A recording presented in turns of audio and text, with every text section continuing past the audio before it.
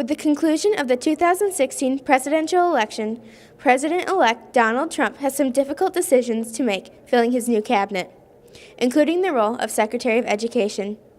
A West Michigan native, Betsy DeVos, was appointed by future President Donald Trump to fill this position. While some are thrilled by his decision, there are many public educators who are not. Rockford High School English instructor Mitch Gatherkel shares his concerns. The DeVos family has done amazing things for West Michigan.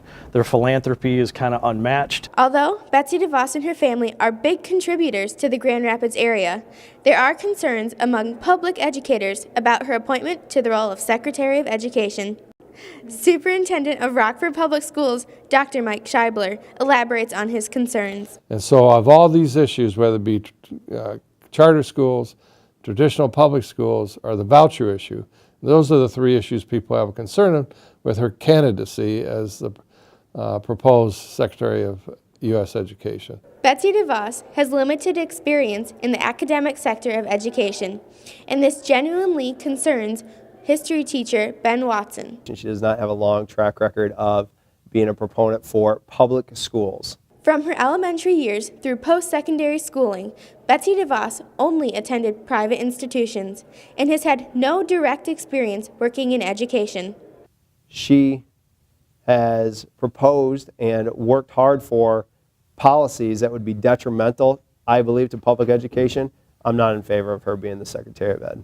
Rockford High School government teacher Ryan DeKuyper is most concerned about the diversion of resources away from public schools. Education is really, really important, and she's got quite a track record of wanting to siphon attention, siphon monies, and siphoning resources away from what I think is an incredibly important institution, and that's public education.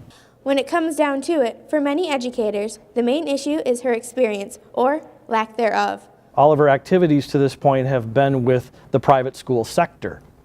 So for President-elect Trump to appoint her as the chief educator in the United States seems pretty unbalanced at this point. Although most public school officials feel anxious about the DeVos appointment, not many are concerned about the impact of the day-to-day teaching in the classroom.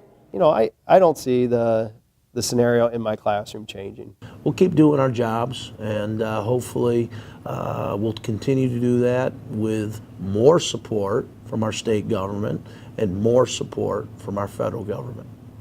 I've seen over the years, and I've been involved in public education for a long time, the U.S. Department of Education has very little influence. The real influence comes from the local community. And in particular in Rockford, we'll have the biggest say on what their public schools look like. At the end of the day, Betsy DeVos is the appointed Secretary of Education, and schools are bound to the decisions made by her office. However, educators are not afraid to stand up for the best interests of their students and their profession. If she begins to demonstrate over influence or paying attention to your charter schools, then I'm going to have, I will take the opportunity to voice my concern.